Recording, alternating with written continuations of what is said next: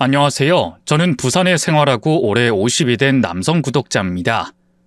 이런 주제를 소개하는 프로는 제가 살던 곳의 TV나 라디오 채널에서도 있었는데 제가 주인공이 되어 사연을 소개하는 날이 올 거라곤 생각도 못했습니다. 더 정확하게 말하면 지난 20년 동안 비극의 주인공이 되어 살아가면서도 이렇게 제 이야기를 하게 될 날이 올 거라곤 생각 못했네요. 그런데 기적적으로 저의 비극과 고민이 해결되며 저에게도 여유가 생겼고 저에게 찾아온 기적을 여러분께 소개할 수 있게 되었어요. 저는 저에게 찾아온 기적이 저의 오랜 기도와 사람들의 선의 덕분이라고 생각합니다. 제 사연을 듣고 난 후에 여러분께서도 그렇게 생각하실 거라고 믿고요. 그러면 어떤 일이 있었길래 이렇게 기적이라 설명하고 기적이 벌어진 데에서 확신이 있는지 지금부터 제 사연을 시작하며 소개해 보겠습니다. 한국인 아버지와 미국인 어머니 사이에서 태어난 저는 미국에서 나고 자란 이중 국적자였지만 아버지의 말씀을 따라 군대에 들어가기로 했습니다. 한국인의 핏줄을 가진 사람으로서 조국에 대한 국방의 의무를 해야 한다 들으며 자랐고 또 저 역시 그러고 싶었죠. 그리고 한국에서 군복무하던 그때 아내를 만나게 됐습니다. 원래는 군대를 전역하면 미국으로 다시 돌아갈 생각이었지만 전역 후에도 아내와 교제를 계속해왔던 저는 미국으로 다시 돌아가지 않고 한국에서의 삶을 이어가게 됐죠. 한국에서 직장을 구하고 자리를 잡고 그리고 아내와 결혼까지 하게 되었어요. 그렇게 뜻밖의 인연을 만나 한국에서의 생활을 시작하게 된 저는 사랑하는 아내와 가정을 꾸리며 행복한 결혼 생활을 이어가게 되었습니다. 그러다 저를 똑 닮은 아들까지 생기게 되었죠. 태어난 아들을 보며 더없이 기뻤지만 그만큼 많은 책임감도 느꼈습니다. 아버지가 되었다는 책임감에 원래 하던 일 외에도 더 많은 일을 하며 성실히 돈을 벌고 누구보다 바쁘게 살아갔어요. 일을 너무 열심히 하다 보니 낮과 밤이 따로 없을 정도로 바빴지만 힘든 와중에도 저는 무척 행복했습니다. 아무리 괴롭고 힘들어도 저에게는 저 자신보다 더 사랑하는 아내와 아들이 있었으니까요. 그렇게 가족을 위해 최선을 다하는 가장이 되겠다며 바쁘게 살던 어느 날, 저는 믿기 힘든 충격적인 사실을 알게 됐습니다. 일하느라 바빠진 제가 집에 있는 시간이 줄어들자 아내가 그 사이 저 몰래 다른 남자를 만나고 있었던 것이었어요. 아내의 외도를 알게 된 저는 충격을 받았고 그런 아내를 도저히 이해할 수 없었죠. 당연히 처음에는 아내에 대한 배신감에 이혼을 먼저 떠올렸습니다. 저런 사람과는 더 이상 살 수 없다는 생각에 다시는 아내를 보고 싶지 않았지만 흥분이 가라앉으면서 다른 생각이 들더군요. 아들 생각이 말이죠. 아직은 한창 부모의 손길이 필요한 어린 아들에게 상처를 주고 싶지 않았습니다. 제가 참고 아내를 용서하면 아들은 문제없는 가정에서 자랄 수 있을 거라는 생각이 들었어요. 결국 아이에게 엄마가 꼭 필요하다 생각했던 저는 아이를 위해서라도 어쩔 수 없이 아내를 용서하고 결혼 생활을 이어가기로 했죠. 하지만 아내는 어린 아들보다 자신 곁에 있는 남자가 더 중요했나 보더라고요. 남자를 정리하고 두 번 다시 같은 실수만 하지 않는다면 모든 걸 용서하겠다는 제 말에도 불구하고 아내는 오히려 뻔뻔한 모습으로 제게 이혼을 요구했어요. 지금이라도 미안하다고 남자 만나지 않겠다고 해. 그럼 나도 당신 용서할 거야. 없었던 일로 하겠다고. 이게 우리를 위한 일이고 또 승연이를 위한 일이야. 나랑 약속만 해줘. 무슨 소리 하는 거야? 난 당신이랑 계속 살 생각 없어. 당신이 날 고소하든 아니면 나랑 합의 이혼하든 이혼하자. 뭐? 그게 무슨 소리야? 나 그 사람 사랑해. 당신보다 훨씬. 그래서 그 사람이랑 헤어질 생각 없어. 당신이라는 사람 정말 너무한다. 나랑 승연이 생각은 안 하는 거야? 당신 엄마야. 아이 엄마라고.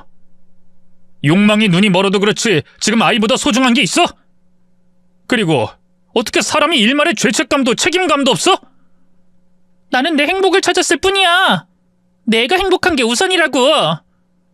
그러니까 그냥 이혼해줘. 그게 우리를 위해서도 최선의 방법이야. 아내는 그 남자와 헤어지지 못하겠다며 제게 당당하게 이혼을 요구했습니다. 잘못을 한 사람이 되려 적반하장으로 나오다니 저도 더 이상 아내를 붙잡을 수도 붙잡을 이유도 없었죠. 아들을 위해서라도 그런 배신감과 굴욕을 참으려 했지만 아내로 인해 결국 이혼하게 되었어요. 다행히 이혼의 책임도 아내에게 있고 경제력도 없던 아내였기에 전 어렵지 않게 아들의 양육권을 가져올 수 있었죠. 그렇게 이혼한 후로 저 혼자 싱글 대디가 되어 아들을 돌보며 살게 되었습니다. 제 탓은 아니었지만 아이에게 엄마를 뺏었다는 죄책감에 저는 아들에게 더 희생적으로 될 수밖에 없었어요. 죄 없는 아이가 받아야 할 상처를 생각하며 늘 아이에게 최선을 다하려 했죠. 그렇게 저만 더 노력하면 아들과 저도 행복하게 살 수 있을 거라고 생각했는데 어느 날 저는 제가 더 이상 한국에서 생활하기 힘들다는 걸 깨닫게 되었습니다. 오로지 아내 때문에 시작했던 한국살이였기에 전 아내 말고 다른 지인이나 가족이 없었습니다. 아버지 친척분들이 계셨지만 대면대면한 사이이기도 했고 또 먼 곳에서 지내셔 교류가 거의 없다시피 했어요. 직장 생활을 하며 아이를 키우기 위해서는 누군가의 도움이 절실했는데 안타깝게도 저는 도움을 구할 방법이 없었죠. 처음에는 아직 어린 아들에게 혼란스러운 상황을 만들지 않기 위해서라도 한국살이를 계속해보려고 했지만 연고도 없는 곳에서 혼자 싱글데디로 살아가는 건 쉽지가 않았습니다. 그래서 고민 끝에 저는 부모님과 제 친구들이 있는 미국으로 돌아가기로 마음먹었죠. 그렇게 다시 집으로 돌아갈 준비를 해야 했던 저는 어쩔 수 없이 한동안 한국과 미국에 왔다 갔다 해야 하는 상황이 되었어요. 하지만 비행기 표값이 한두 푼이 아니었고 주머니 사정이 여의치 않았던 저는 한 번 갔을 때 길게 머물며 제대로 준비해야겠다 생각했죠. 그러려면 어쩔 수 없이 어린 아들을 누군가에게 맡겨야 했는데 결국 아이를 믿고 맡길 곳은 아이 엄마인 아내뿐이었습니다. 나 미국으로 다시 돌아가기로 했어. 아무래도 나 혼자 키우려면 부모님이 계신 곳이 나을 것 같아서. 당신 생각해서 최대한 여기 있어 보려고 했는데 이제 나도 한계야. 그래, 당신은 할 만큼 했어. 아는 사람도 없는데 많이 힘들었겠지. 어쩌면 승현이한테도 그게 나을 수도 있어. 남들은 이민 못 가서 난린데 승현이는 당신 덕분에 미국에 가니까. 지내면 좋은 기회가 될 거야. 당신이 그렇게 말해주니까 고맙네. 난 혹시라도 당신이 반대하면 어쩌나 했거든. 내가 반대할 입장이 되겠어? 우리 사이에서나 승현이에게나 잘못한 건 난데 말이야. 그러니 친권도 양육권도 다 빼앗긴 거겠고. 거기다 당신이 승현이 보호자잖아. 양육권이 당신한테 있으니까 나도 더 이상 말할 수 없지. 그래서 말인데 내가 미국 들어가서 지낼 집 구하고 준비하는 동안 당신이 승현이를 좀 봐줄 수 있을까? 부모님께서 알아봐주고 계시긴 한데 두 분에게 부담드리는 것도 좀 그렇고 나도 알아봐야 하는 게 있어서. 근데 승현이랑 같이 데리고 들어가기엔 여의치 않고 그렇다고 내가 어디 아이를 맡길 만한 곳도 따로 없잖아. 거기다 당신도 우리 미국 들어가기 전까지 승현이랑 추억 만들 수 있을 거고. 승현이도 분명 좋아할 거야. 한 3주 정도만 맡아줘. 부탁할게. 승현이 내 아들이기도 해. 당신 부탁 아니더라도 승현이를 위해서 내가 맡는 게 당연하지. 또 나랑 마지막일지도 모르고. 아내는 이미 제 이야기를 들었던 상황이었고 제가 아이와 함께 미국으로 가는 것을 동의한 상황이었습니다.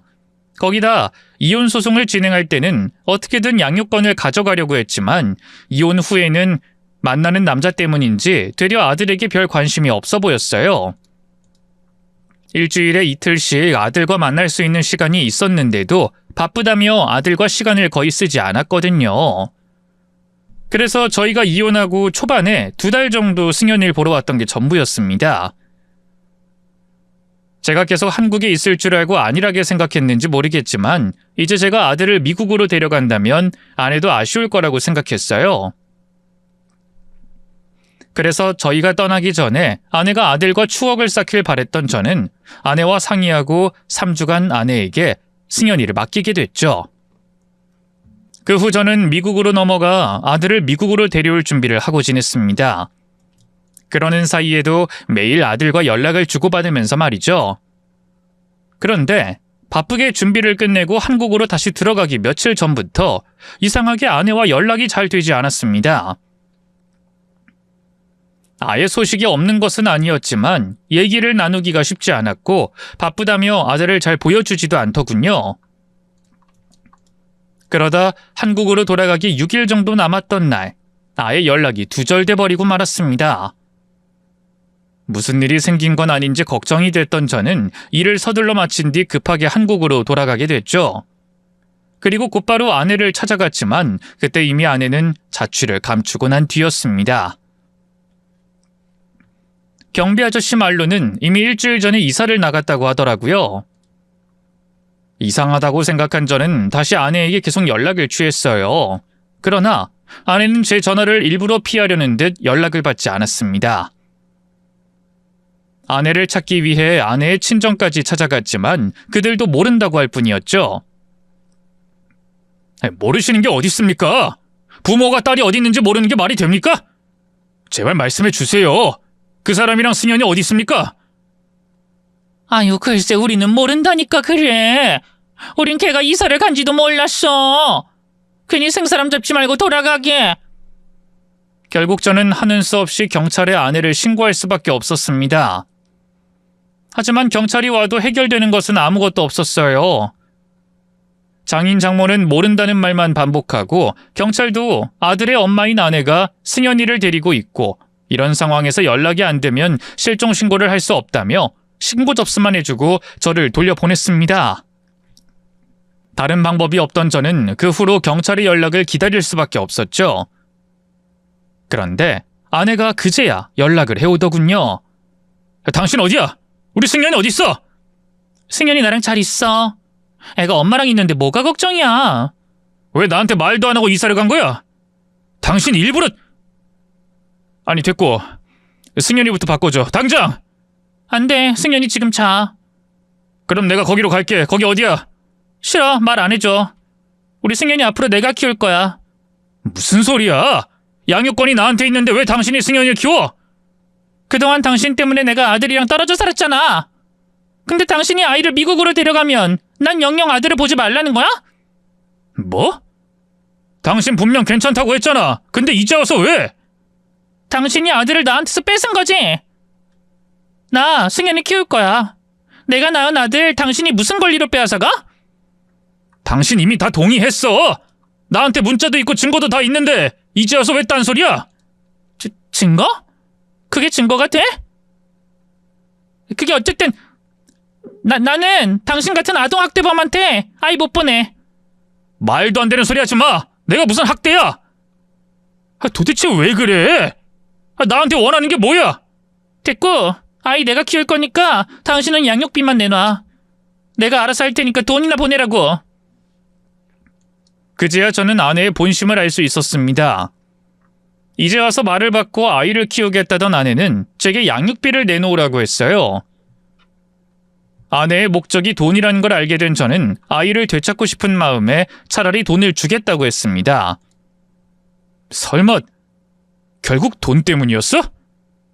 그럼 차라리 내가 돈 줄게. 내가 가진 거 다 줄 테니까 내 아들 승연이 돌려줘. 제발. 약속해? 거짓말 아니지? 아니야. 그래. 그럼 일단 만나.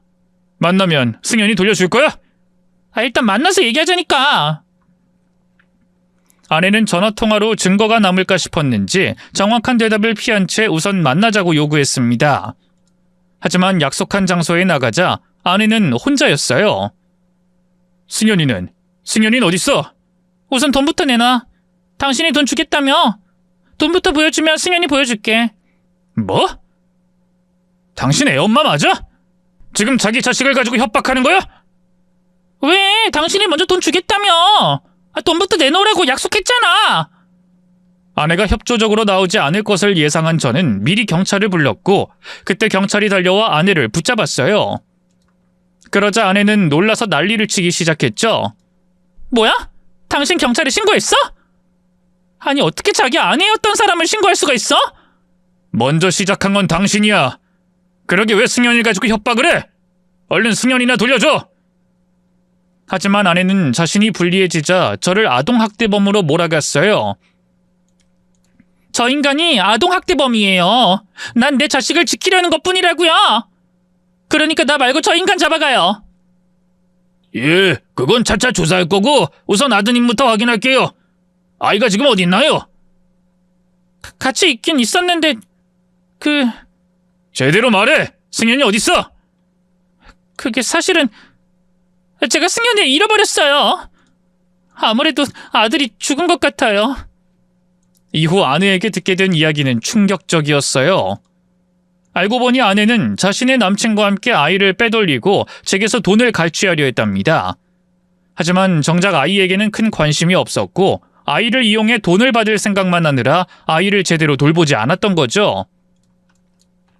그 사이 아이가 사라졌고 뒤늦게 아이를 찾아다녔지만 아이를 찾을 수 없었다고 했습니다. 아내는 아이가 죽었을 거라고 생각하고 있었는데 그럼에도 돈을 받겠다는 생각에 제게 돈을 요구했던 거죠. 그 얘기를 들은 저는 미쳐버릴 것 같았습니다. 아이가 죽었다니 전 그 말을 믿을 수가 없었어요. 저는 어떻게든 아들을 찾기 위해 결국 다시 한국에 남을 수밖에 없었죠. 그리고 그 후로 평생 아들을 찾기 위해 살아갔습니다. 어떻게든 먹고 살아야 했기에 일은 최소한으로 하고 그 외의 시간은 전부 아들을 찾아다니는 데 쓰게 되었어요. 그런데 20년이 넘도록 아들에 대한 그 어떤 단서조차 찾을 수 없었습니다. 생사조차 말이죠. 그러다 보니 머리로는 아들이 이 세상 사람이 아니라는 걸 인정할 수밖에 없었지만 가슴으로는 인정이 되질 않았어요. 답답한 마음으로 찾았던 지역과 장소를 계속 반복해 돌아다니며 아들을 찾고 다녔죠. 하지만 힘이 빠지는 건 어쩔 수 없는 일이었습니다. 하루에도 몇 번씩 좌절과 무력감을 느껴야 했어요. 아들을 찾아야 한다는 일념 하나로 다시 일어서긴 했지만 20년 넘게 이어온 기약 없는 나섬에 지칠 대로 지쳐 있었죠. 저에게도 휴식이 필요했습니다.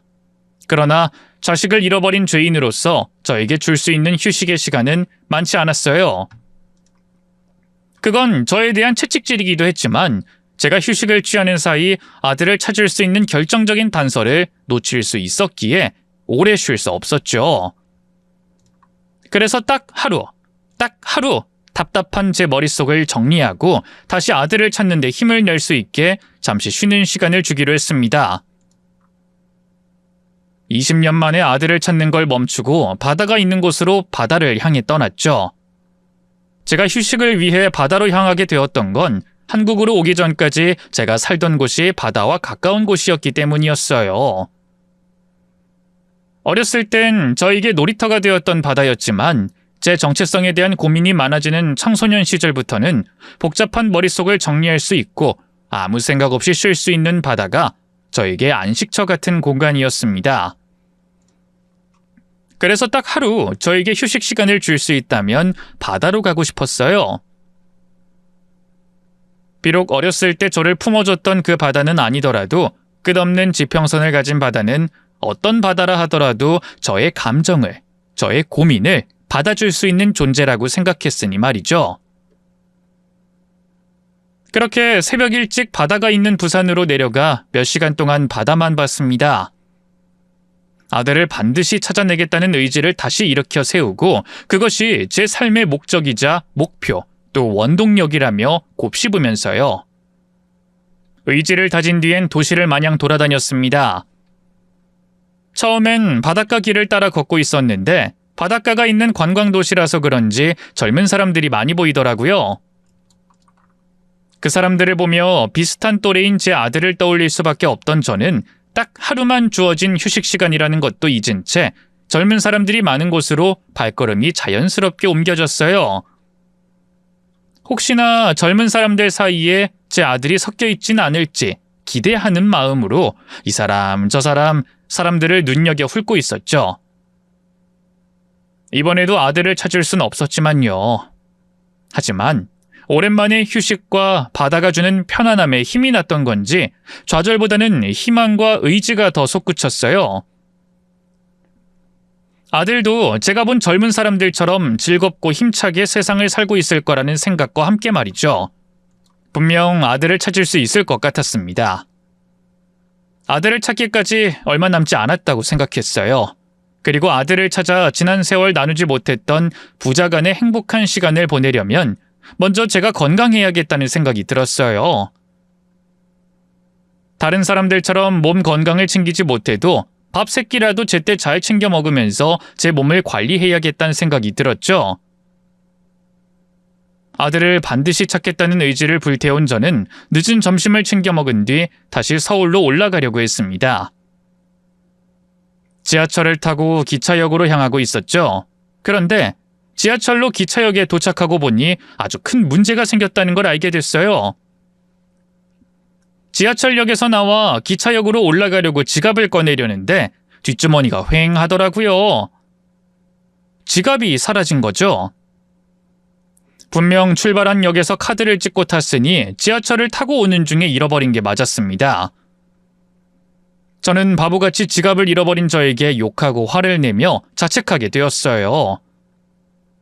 사실 지갑을 잃어버린 건 큰 문제가 아니었죠. 서울로 올라가는 기차표야 휴대폰으로 결제할 수 있었고 지갑은 인터넷에서 가장 싼 제품이었어요. 카드야 재발급받으면 되었고 지폐는 얼마 있지도 않았죠. 그런데 거기에 당시 저에게 가장 소중한 물건 중 하나가 그 지갑 속에 있었습니다. 바로 제 아들 사진이었죠. 아들 사진 역시 집에 여러 장 있었지만 지갑 속 사진이 저에게 특별하고 소중했던 건 그 사진 속 아들의 모습이 아들을 잃어버리기 직전 찍은 사진이기 때문이었어요. 그러니까 지금은 청년이 되었을 아들의 얼굴과 가장 가까운 얼굴이 담긴 사진이었죠. 이제까지 아들을 찾아다니면서도 사람들에게 가장 많이 보여줬던 사진이기도 했어요. 아들을 잃어버리기 전 마지막으로 찍은 사진이었으니 사람들 기억에도 그 모습으로 남아있을 거라고 생각했습니다. 아들을 찾는데 조금이라도 그 확률을 높일 수 있는 사진이었죠. 물론 그 사진을 수천 장 복사해 전단으로 만들어 놨지만 사진은 지갑 속에 있는 게 유일했습니다. 그래서 의미가 깊은 사진이었어요. 잃어버려서는 안 되는 사진이었죠. 그 소중한 사진이 든 지갑을 잃어버렸으니 저를 자책할 수밖에 없었습니다. 그러다 이러고 있을 시간도 없다고 생각한 저는 찾을 확률이 거의 없겠지만 그래도 혹시라는 생각을 하며 다시 승강장으로 내려갔어요. 승강장부터 제가 탄 지하철이 맞는지도 모르는 지하철에 무작정 들어가 사람들에게 제 지갑을 설명하며 찾아다녔죠. 역내 지하철 공무원에게도 부탁해 습득한 지갑이 있는지 여쭤보고요. 하지만 분실물 습득도 제 지갑을 봤다는 사람도 없었습니다. 지갑을 찾을 수 있을 거라는 기대는 하지 않았지만 이렇게 제 실수로 소중한 아들의 사진을 잃어버렸다는데 화가 날 수밖에 없었어요. 아들도 잃어버리고 지금까지 찾지 못하는데 또 비슷한 실수와 잘못을 저지른 제가 정말 한심하게 느껴졌거든요. 거기다 의지를 다지던 중에 일어난 일이라 더 실망이 클 수밖에 없었죠. 그렇지만 그곳에서 찾을 수도 없는 사진으로 시간을 낭비할 순 없었습니다.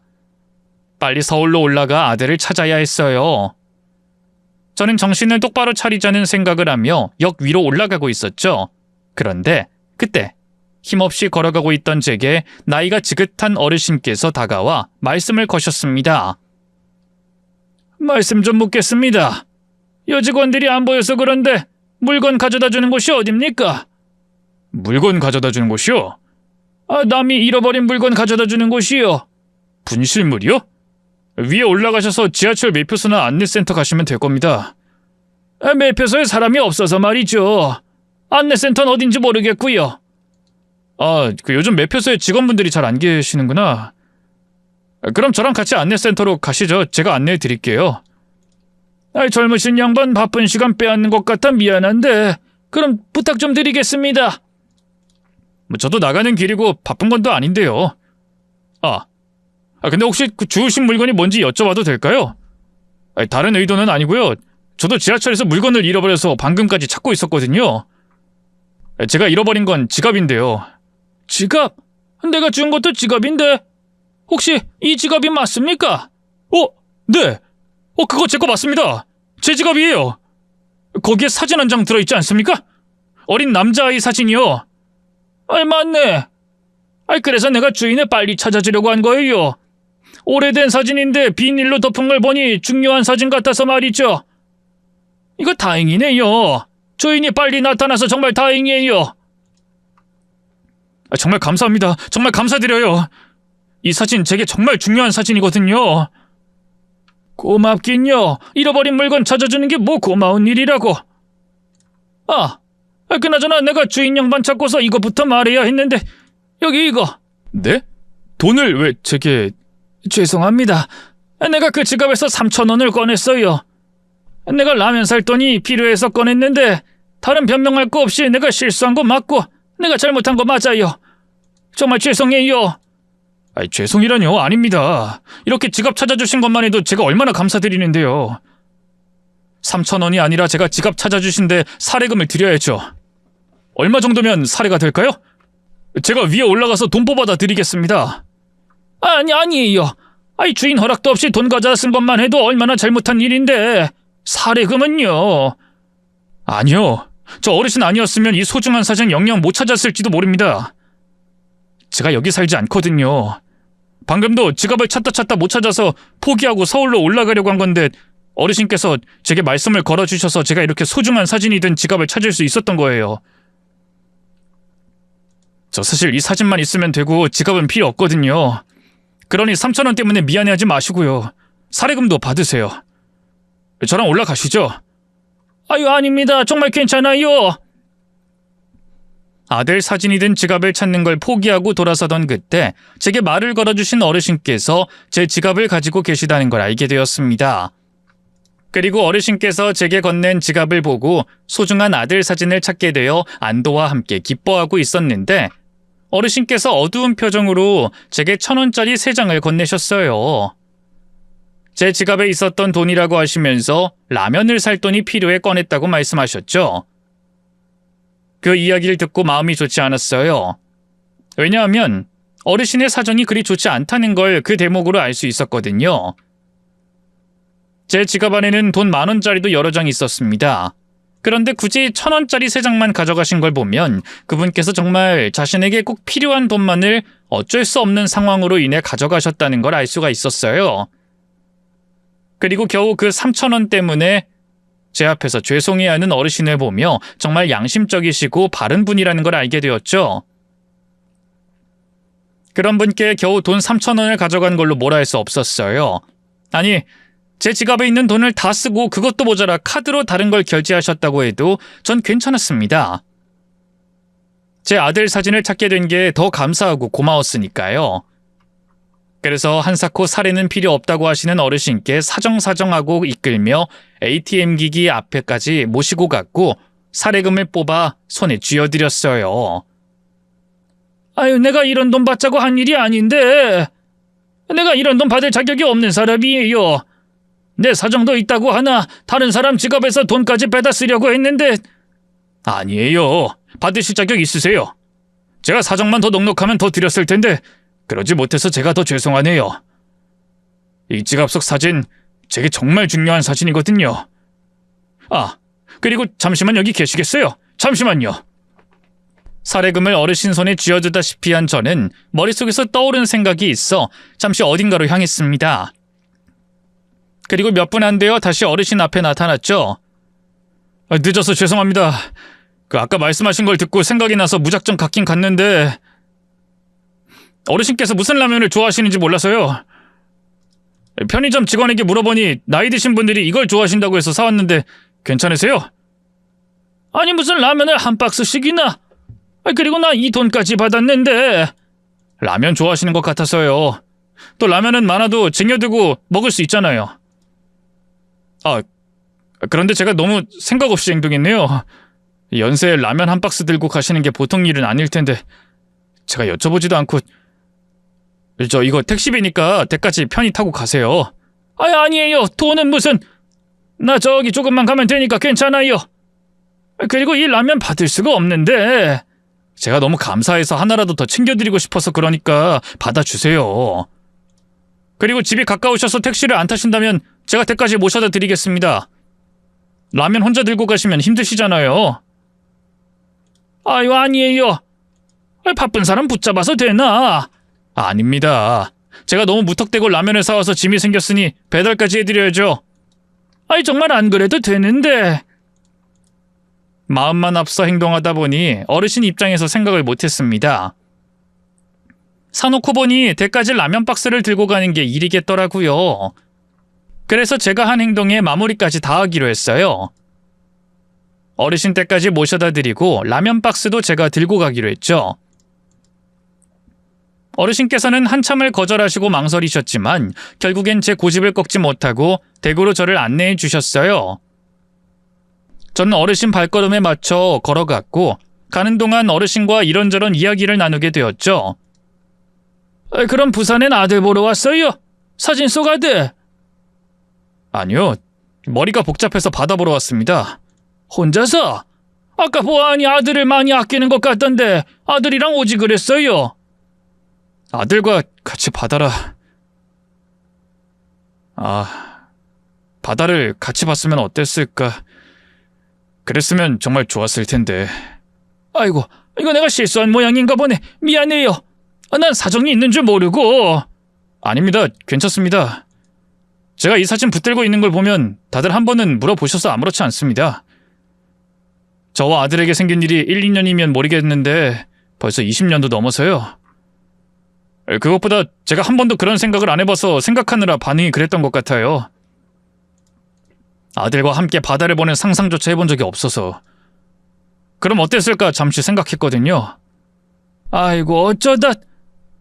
근데 이거 참 우연이네요. 실은 나도 자식 잃은 사람이었거든요. 난 사고로 아들 며느리 또 손자까지 다 잃었어요. 그 일로 집안이 풍비박산이 나서 아내도 병을 얻어 앓다가 먼저 세상을 떠났고. 어떻게 그런 일이... 그러니까요. 세상 참 잔인하다 생각했어요. 내가 무슨 그리 잘못을 했다고 내게 감당하기 힘든 고통을 주시는 건지 원망도 많이 했죠. 세상 등질 생각도 해봤고. 근데 그 순간 기적적으로 내 손자가 돌아오더라고요. 그 손자 덕분에 내가 이제까지 몸을 부지하고 산 거예요. 손주분이 있으신가 봐요? 같이 사세요? 같이 살았는데 20살 넘어선 일한다고 여기저기 돌아다녀요. 돈 많이 벌어서 나 호강시켜준다고 막 노동하는데 그게 짧게 몇 주, 길게는 몇 달 동안 머물다 오는 일이라. 그래도 내 걱정한다고 쉬는 날마다 찾아와요. 전화는 매일 하고. 손자가 나이도 어린데 굉장히 효자네요. 좋으시겠어요. 좋은데 너무 미안하죠. 내가 해준 게 하나도 없어서. 그래서 내가 손주가 벌어오는 돈 한 푼도 안 써요. 조금 전에 내가 젊은 양반 지갑에서 3,000원 가져갔던 것도 그 때문이고. 우리 손주 나중에 대학을 가든 결혼을 하든 보태주려고 돈 들어오면 그 돈 전부 적금으로 넣어버리거든요. 그러셔서 라면 드시는 거예요? 그러시면 안 드시죠. 손자가 어르신 조금이라도 호강시켜드리려고 그러는 건데. 어차피 난 살아봐야 얼마나 더 산다고. 그리고 손주 없었으면 원래 그러고 살았어요. 애들 죽고 정신의 건강까지 놓은 아내 살리겠다고 있는 돈 없는 돈 다 끌어서 써서 남은 돈이 한 푼도 없었거든요. 그런 집에서 우리 손자가 저렇게 잘 커졌으니 그것만으로도 호강이죠. 저는 손자에게 짐 안 되게 살다 가면 그만입니다. 제 상황 때문에 그런지 어르신 말씀이 가슴에 와닿았어요. 저도 어르신 상황이라면 같은 마음이겠다 싶더라고요.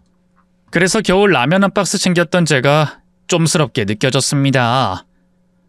처음엔 어르신이 겸연쩍지 않게 하려고 말씀하신 라면을 선택한 건데 이럴 거면 사례금을 더 챙겨드리거나 쌀과 반찬거리를 사드려야 했다고 생각했어요.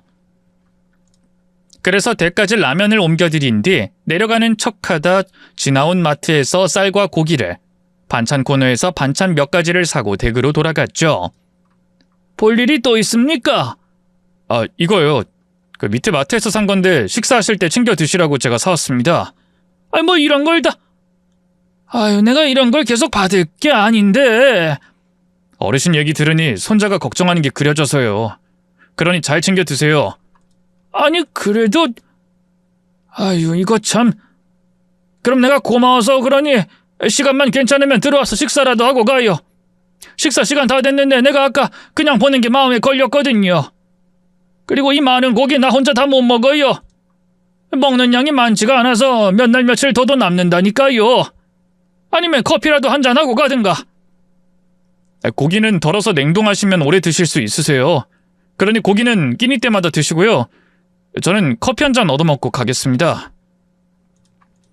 제게 미안해하시는 어르신은 대접해 주시겠다며 절 안으로 들였습니다. 저는 너무 거절만 하면 어르신께 예의가 아닌 것 같아 큰 신뢰가 안 되는 선에서 대접을 받기로 했죠. 저는 어르신 댁 안으로 들어갔어요. 안에서 들어와서는 자리에 앉아 커피를 타오시는 어르신을 기다렸죠. 그러다 제가 앉아있는 반대편에 있는 액자들이 제 눈에 들어왔어요. 그러다 한 사진에서 멈칫하게 되었습니다. 그리고 그 사진을 제 눈앞 가까이 가져다 뚫어지게 쳐다보다 급히 어르신께 뛰어갔어요. 어르신, 여기 이 사진 속 아이 누굽니까? 혹시 어르신 손자인가요? 내 손자가 맞는데 왜요? 여기 이 아이가요? 그럼 아닌가? 죄송해요. 제가 잠시 착각한 것 같습니다. 이 사진 속 손잡은 몸에 있는 반점을 보고서 말이죠. 반점. 나도 그 반점 처음 봤을 때 많이 놀랐어요. 처음엔 상처인가 했는데 손자 말로는 어렸을 때부터 있었다고 하더라고요. 친손주가 아니다 보니 어렸을 때를 못 봐서 나도 놀랐죠. 네? 잠시만요. 친손자가 아니라고요? 아까 설명하실 땐 손자가 살아 돌아왔다고... 내가 비유적으로 말한 건데 오해했나 봐요. 우리 손자 제 핏줄 아니에요. 이상한 조직에 붙잡혀서 앵벌이하는 우리 손자 제가 데리고 와서 키우게 된 거죠. 네? 손자를 입양하셨단 말씀이세요? 그럼 손자한테 어렸을 적 얘기 못 들으셨습니까?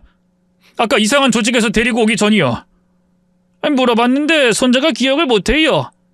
무슨 일 때문인지 모르겠지만 앵벌이 조직에 들어가기 전까지 기억이 아예 없어요. 조금도 말이죠. 그래서 난 어디 고아원에 지내다 그 조직이 데리고 왔다고 생각했는데. 근데 왜요? 저기 어르신 손자 지금 어디 있습니까? 제가 어르신 손자 만나서 확인할 게 있습니다. 주소 좀, 연락처 좀 알려주십시오. 어르신 입에서 친손자가 아니라는 말이 나왔을 때 전 알 수 있었습니다. 어르신 손자가 제 아들 승현이라는 걸 말이죠.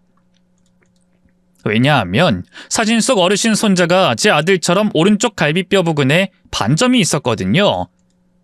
같은 위치, 비슷한 크기로 말이에요. 저는 제 호들갑에 무슨 상황인지 영문을 모르겠다는 어르신께 지난 사정을 말씀드렸습니다. 그리고 휴대폰 속 제가 찍어둔 제 아들 사진을 보여줬죠. 어르신의 사진처럼 제 아들의 반점이 보이는 사진을 말입니다. 그러자 어르신께서 급히 손자에게 전화를 걸어 제게 건네주셨어요. 저는 전화 받은 손자에게 전화를 건 이유를 말했죠. 하지만 아들은 갑작스러운 그 상황을 전화통화로 받아들이기엔 쉽지 않았어요. 그걸 아신 어르신께서는 손자에게 당장 집으로 내려오라고 말씀을 하셨죠. 그렇게 저는 드디어 찾았다는 벅찬 감정을 안고 내려올 아들을 기다렸습니다. 이후 3시간 정도 흐른 뒤 어르신 댁 현관을 열고 한 청년이 들어왔어요. 학창시절 제 얼굴을 꼭 빼닮은 얼굴을 한 제 아들이 말이죠. 문을 열고 들어온 청년의 얼굴을 보고 제 아들임을 확신했던 저는 뛰어가 꼭 안았습니다. 제 평생을 걸고 찾아 헤맸던 아들을 드디어 만날 수 있었으니까요. 물론 아들은 그 상황을 아직 이해하지 못했지만 말이죠. 저는 이 상황을 어색해하는 아들을 잡고 제가 지금까지 겪은 일과 아들을 찾고 이곳에 오게 된 이유까지 얘기해줬어요. 그러니까 제가 아들일 수도 있다는 말씀인 거죠? 일 수도가 아니라 내 아들인 게 확실해. 오른쪽 갈비뼈 부근에 있는 반점, 그리고 네 얼굴 보면 알 수 있어. 넌 내 아들이야. 승연아, 정말 다행이다. 난 네가 혹시 잘못된 건 아닐까 싶어서 그동안 너무 힘들었거든. 제발 살아있기만 바랬는데 이렇게 건강하게 컸구나. 네가 이렇게 잘 자랐어. 아, 네. 예, 승연아. 너 네 친아버지 찾게 됐는데 안기뿐이야. 네 아버지께서 널 평생 찾았다고 하는데 좀 안아드리고 웃기도 해야지. 어린애도 아닌 녀석이 아버지께 그러면 어떡해? 아유, 어르신, 전 괜찮습니다. 그리고 이 상황이 얼마나 혼란스럽겠어요. 받아들일 시간이 필요하죠. 아이, 그래도 서운하지 않았다고 하면 거짓말이라고 생각하실 텐데 전 정말 서운하지 않았어요. 아들을 찾은 걸로 충분했죠. 그리고 아들의 굳은 표정도 충분히 이해할 수 있었습니다. 아들과 저의 관계는 시간이 해결해 줄 거라고 생각했죠. 그런데 아들은 제가 생각한 것보다 이 상황을 더 깊게 생각하고 있었습니다. 제가 자신을 찾아온 것을 그리 좋아하지 않았어요. 모두 어르신 덕분입니다. 이렇게 승연이 찾게 된 것도 또 잘 자란 것도 말이죠. 제가 뭘 한 게 있다고요? 알아서 잘 자라준 우리 손자놈이 대단한 거죠. 아유, 이제 손자라고 하면 안 되겠네요. 아닙니다. 어르신 손자죠. 전과 달라진 건 없으니 편하게 말씀하세요. 그리고 앞으로 승연이가 원하는 길 제가 전부 다 지원하도록 하겠습니다. 아유, 감사합니다. 그 말씀까지 듣게 되니 제가 지금 죽어도 여한이 없겠네요. 우리 손주 뒷바라지 못해주고 고생시킨 게 제 마음의 짐이었는데 정말 감사합니다. 아니요, 제가 어르신께 감사드리죠. 어르신 아니셨으면... 저기 잠시만요. 저 아저씨 도움 안 받겠습니다. 그렇다고 제가 아저씨 아들이라는 걸 부정하겠다는 건 아니고요. 가끔씩 이렇게 만나고 얘기하면서 지내고 싶어요. 승연아. 이놈아, 너 지금 뭐라고 하는 거야? 네 아버지야, 친아버지. 그것도 널 평생 찾아다닌 분께 뭐 하는 짓이야? 너 하고 싶던 공부도 시켜준다고 하시는데 그럼 할아버지는요? 제가 아버지 따라 떠나고 공부하면 할아버지 곁에 누가 있는데요? 아저씨께서 하신 말씀 다 이해해요. 어떤 심정인지도 알겠고요. 근데 전 절 키워주신 할아버지 못 떠나요. 지금 봐요. 제가 돈 벌어서 편하게 지내시라고 했는데 집이 이게 뭐예요? 할아버지 제가 보낸 돈 또 안 쓰셨죠? 주말마다 들여다보는 지금도 이런데 제가 떠나면 어떻겠어요? 할아버지 누가 챙기는데요? 제가 아저씨 아들이고 아저씨께서 평생 절 찾아다니셨으니 곁에 두고 싶어 하시는 마음 이해하는데요. 저는 저를 키워주신다고 고생하신 저희 할아버지 곁은 못 떠나요. 그러니 오늘처럼 가끔 봬요. 야, 이놈아! 내가 언제 곁에 있어달라고 했어? 내가 항상 뭐라고 했냐? 너는 잘 돼야 한다고 했지? 거기서 네 친아버지를 뵀는데 어디 그런 소리를 해? 너 너희 아버지 준비되시는 대로 곧장 올라갈 준비해. 알겠어? 싫어요. 제가 할아버지 끝까지 챙길 거예요. 저 키우느라 허리 굽은 할아버지 제가 호강시켜 드릴 거라고요. 제가! 이제까지 이런 재회는 감동 영화로만 접하고 또 만나게 된 순간만 전해 들어서 그런지 이런 현실적인 상황이 펼쳐질 거라고는 생각도 못하고 있었어요. 당황스러웠죠? 또 솔직히 서운하기까지 했습니다. 그런데 아들이 어르신께 하는 이야기를 듣고 있으니 서운할 게 아니더군요. 기뻐하고 자랑스러워할 일이었습니다. 이놈이 호강은 네 아버지께 해드려야지. 너 아버지 앞에서 지금... 어르신, 그만하시죠. 승연이 생각이 맞습니다. 네? 제가 너무 제 생각만 하고 일방적으로 승연이를 대했던 것 같네요. 그동안 세월이 있는데 말이죠. 지금까지 승연이 곁에서 키워주시고 보살펴주신 분은 어르신이세요. 어쩔 수 없었다곤 하나 그동안 떨어져서 지낸 저보다 어르신께서 승연이에게 진정한 아버지이자 어머니셨습니다. 근데 제가 갑자기 나타나서 제 욕심에 저와 함께 시간을 보내자고 하는 건 이기적인 거죠. 어르신께도 못할 짓이고요. 그래서 제 생각에도 승연이가 어르신 곁에서 지내는 게 맞는 것 같아요. 평생을 찾아 헤매다 만난 건데 저놈이 저러면 안 되죠. 저희가 오늘 이후 안 보고 지낼 것도 아닌데요. 그것보다 어르신께 또 감사하다는 인사 드려야 할 것 같습니다. 승연이 정말 잘 자랐네요. 이 세상에서 뭐가 중요한지 저보다 더 잘 아는 것 같고 또 그런 생각을 가지고 있더라도 선택하는 게 쉬운 일은 아닌데 그만큼의 용기도 있는 것 같고요.